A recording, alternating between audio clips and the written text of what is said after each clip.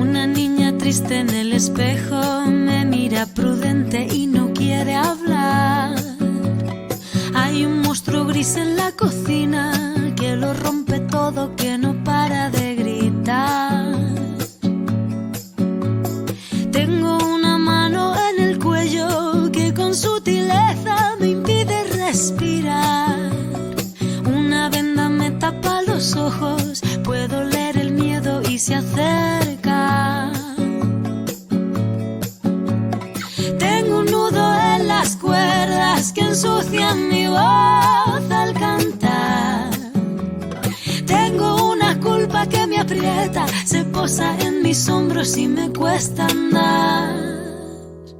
Pero dibujé una puerta violeta en la pared y al entrar me liberé, como se despliega la vela de un barco. Desperté en un prado verde muy lejos de aquí. Corrí, grité, reí, sé lo que no quiero, ahora estoy a salvo. Una flor que se marchita, un árbol que no crece porque no es su lugar. Un castigo que se me impone, un verso que me tacha y me anula. Tengo todo el cuerpo encadenado, las manos agrietadas, mil arrugas en la piel. Las fantasmas hablan en la nuca, se reabre la herida y me sangra.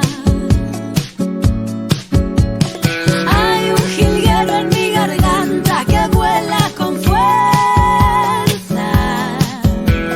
Tengo la necesidad de girar la llave y no mirar atrás.